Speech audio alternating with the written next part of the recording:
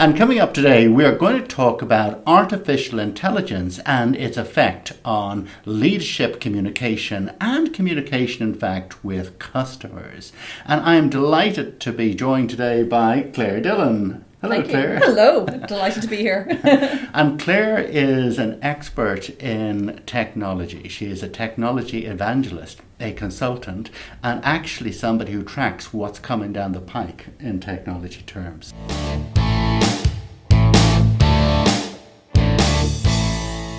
Question for you to begin. First of all, for those who don't know what's happening with artificial intelligence, particularly in the professions, particularly in larger corporations, what is it and what's happening? Well, artificial intelligence has been around for a very long time. It's actually, ever since the 60s, I think people have been predicting that artificial intelligence would be coming along and, I suppose, disrupting all our lives. But there's been a particular acceleration in innovation that's happened probably in the last number of years. And that's generally to do with the fact that there's large amounts of computing power that wasn't there before. Yeah. There's a lot of data that wasn't there before, which is required to train artificial intelligence algorithms, and then the algorithms have actually seen great improvements in the last number of years. And as a result of that, what kind of always was the promise in terms of technology terms has really started to actually have projects that are really showing fruit in terms of these kind of intelligent machines can almost act and behave, or at least give results that are similar to humans in terms of their output. Yeah, all of which suggests that many people who are currently being paid a lot of money to do stuff may find some of those roles being compromised or in fact disappearing. Well, that's the big debate that's going on at the moment. So there are a lot of experts who would say that this is, and I would be one of them to say that that the world is going to be severely disrupted. Our whole economic, the business model in which we work with, they're all going to be disrupted with artificial intelligence. Some people would say that there's going to be for the vast majority of roles are going to be done away with, and there's going to be huge amounts of unemployment. Yeah. But in actual fact, when you look at it, and certainly from my point of view, there are kind of three types of artificial intelligence. There's the kind that actually does automate things, like the robotic manufacturing lines, things like that. And that does have a huge disruptive and an influence that would replace jobs when you automate them or when you do things faster. That's the first type. But there's two more types. There's the type of artificial intelligence that can sometimes enhance people's work. So in that respect, you're not really talking about jobs being replaced, but you're actually talking about roles becoming more productive. And that's a good thing. Of course, yeah. And there's an awful lot of applications in that sphere. And then the third one are kind of applications of artificial intelligence that allow us to do things that we could never do in the past at all. And that's actually the most interesting thing, because that actually gives us a kind of fuel for innovation. And whereas there are a lot of people that tell you that roles will be displaced, there's a lot of people who also say that we can't even begin to imagine the types of industries and the types of roles that are going to actually come from artificial intelligence. So there's so many things that can happen and that likely will happen. That's right. And used properly, it can be for good, because obviously there are ethical issues. But I wanted to talk about the leadership communication issues that may arise. So we've got two levels. One, you have, if you like, the management of people and the motivation of people. That's right. And then the second one is there's also communication that needs to happen at a customer level, because it directly affects the customer experience. So maybe we pick the first of those at the outset. What are your thoughts about how you gear yourself up to deal with teams that may be feeling, actually, I don't know if my self-worth is quite what it used to be? Yeah, and there's a lot of kind of fear and uncertainty that's surrounded by this because of all there's a little bit of fear-mongering going on around this idea that everyone's role is going to be displaced. And the thing is that that started in kind of, I suppose, more automated jobs and things like that, but it's actually, a lot of people are saying now that very high value jobs will also be disrupted, like even in the legal profession, or pharmacists or doctors or anyone, so there's a lot of fear sometimes around the fact that people are saying, well, is my profession safe, and will I be employed in the future? I think from a management perspective, I think it's very important for people to kind of take a stand in terms of what their plans are for AI, where it wasn't necessary to do that in the past. A lot of what we would call digital transformation that happened in the past was all about economies of scale. It was about optimizing things, making things more economical. This is different. This is about people will have to make choices now as to how they want to deploy artificial intelligence within their organization. Yeah.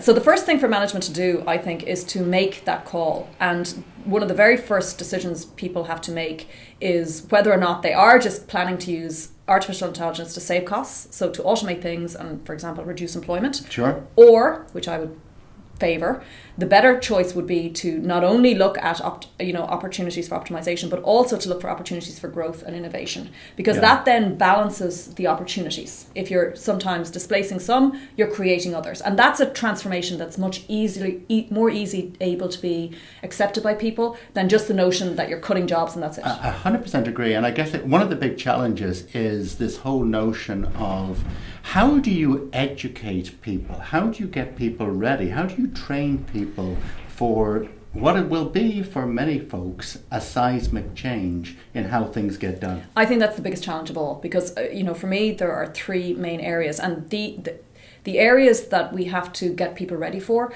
are probably bigger than anything we've had in the past. And personally, I think that when we think about personal development within corporate cultures, in many respects, for the last number of years, it's kind of been given lip service a little bit. Yeah. There's kind of like we do the basics that we require for compliance levels, but how much real opportunity for personal development is there? But now with this, I mean, what people will have to develop, the skills they will have to develop are very far beyond their current skill sets, and that would be in the context of kind of the understanding of AI, in terms of what the potential is, so the business value of some of these things, and being able to understand that and assess that in an accurate way. That's the first kind of set of skills. The second set of skills that people would talk about are the technical skills. So even if you decided to deploy AI, and you think you have a good business case for doing so, then you have to figure out how to do it, and there's many a slip between the cup and the lip, as they say. So, it turns out that it's not just enough to say, okay, let's do it. There's a whole load of infrastructure and data issues, and now legal issues with GDPR that you have to consider. There's legal issues, there's ethical issues, and there's the complexity of people understanding what in the blazes is actually going on. So, and there's a huge sphere of knowledge that needs to be built up around that alone. But then there's a third issue, and people don't even get there sometimes with the challenges, the size of the challenge of the first two. But the third issue, and I think this is probably the biggest of all, are kind of the soft skills that are required to actually being able to contemplate the level of change that this will bring within organizations. So the idea of being able to increase agility of your organization, communication skills within the organization, resilience of your employees. There's so many more skills that now become imperative that it's and these things take time to build. It's not like you go on a course and suddenly you switch them on. So I think that's probably going to be the biggest set of challenges. And I really like that, because I think this whole notion of the soft skills in general have always been something where if you look at executive recruitment, there's always a big emphasis on we want people who are exceptional communicators, exceptional at team building, exceptional at influence, and yada yada yada. Like they're born with it. Which some of them are, I'm sure. Well, by and large, actually, they're not. Okay, right, there you go. But the issue here, I suppose, is that the ability to evaluate whether somebody is doing a good job or bad job beyond the pure financials and what have you, and that element is going to make it very difficult for people to both to nurture and then to maintain, if you like, to manage. That's right, and actually the outcome, if you like. The other thing that I found in my experience in this is that the definition of what good looks like for a lot of these things is very contextualized. So it's actually, it depends on where you're coming from, where you're trying to go to. It depends on what you're trying to achieve within your organization. So it's not like financial results where you've got one number and it's a hard number for growth or whatever, and it's the same the world over. The definition of what good communication looks like for your organization may be very different. It may be very different for your team or for yourself than from different members within the team. And that makes the whole thing very complex. But for me, it's about just continuous improvement and looking for that next goal, and then trying to help people understand what good looks like in their personal context. And with that in mind, so as we think about what does good look like in terms of the team that you put in place, teams, how you work with people and what have you, there's another issue, of course, which is what does it look like from a customer perspective? So you put all of these things in place, you have changed the dynamic, if you like, of how things happen. Yes. And like a lot of things that have happened before where we've, if you like, involved the punter in what you do. So if you think about when you go to a petrol station or a gas station, almost inevitably now you're pumping your own gas. Yes, indeed. So there's a lot of integration of the consumer or the customer into this.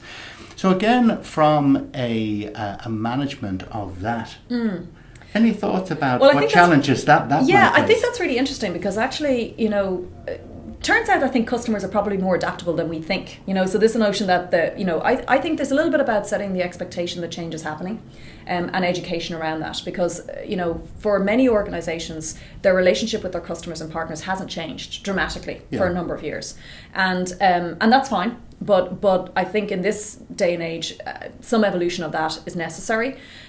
So there's a little bit of a kind of awareness that something is going to change, and it's not good enough to kind of go, well, hey, we're now automated, we've got robots chatting to you. Like I think it is important. Well, you could, but I don't think that would be seen to be a great thing. I do think it's important to make people aware of the change is coming, first of all, and the benefits for them, because in many respects, again back to the return on investment for some of these investments in AI, you really want a better customer experience. So ultimately, in many cases, the reason why you're deploying some sort of AI is to provide a better customer experience. So one would hope that it is going to be a positive thing for the customer, but there are some things that they are used to doing, some sort of hidden benefits that they will no longer have. So, I've witnessed this idea of automation, and you kind of go, well, we've done everything that job said it did. Yeah. But then you realise that the person in that job did more than the job description. And so what the customer misses was never written down. Absolutely. So if you think about banking, online banking is great, for instance, where the lack of empathy that's right. is a big thing in terms of just your overall experience. How was that? That's right. It's a bit like, if I go to the National Concert Hall in Dublin tonight and I watch a conductor. Yeah. Now, I'm pretty sure that a robot could do a brilliant job with that, given the right instructions and what have you. Would I have the same personal experience? I don't know. A different experience. Yeah. But let me just close out with this. And this has been a fascinating conversation, so thank you for coming in. And I knew it would be a great conversation. I think we'll probably need to revisit this down the line. I'm sure we will. It's evolving space. But here's a closing question for you. Thinking about how leadership teams might gear themselves up to do a better job in motivating others, in helping others, steering them through the range of possibilities as opposed to worrying about all the things that they are no longer doing. Mm-hmm. What would your single most important piece of advice be? One. I guess from my perspective, there's kind of a wide set of challenges in a wide set of areas. I think it's important for people to be honest with themselves about what their own both aptitude and willingness to change is, because that's important when you're going through any kind of change process in any kind of skill. It is important for people to be honest about that, because I've seen leaders who kind of say, let's go for this, but then they're not adopting it themselves, but they're not even aware that they're not adopting it themselves. They're going back to habits, and even if it's hard for a leader to change, which it's hard for everyone to change, of course it is, it's important to be honest about that with the people that you're working with, and how hard it is, where you're at with that, the fact that it's a continuous and difficult journey. For me, that's probably the biggest thing I would say, because you see a lot of people who kind of read the book on change and then come in and go, right, that's it, we're all changing. And that doesn't ring true. There's no authenticity around that. So I think it's important for people to be aware of how hard it is to change and to be honest about that on a continuous basis. Absolutely. And folks, you've heard me talking about authentic communication so many times, and I couldn't agree more with you. If it's not transparent, then people will oftentimes not believe you. And if they don't believe you, remarkably, they may not get together to Indeed. work with you. So thank you indeed for coming in. My pleasure. Much appreciated. And thank you for watching this expert series. If you have any questions, you have any comments, please leave them down below, and I would be delighted to respond to you. And until the next time, here's to awesome speaking.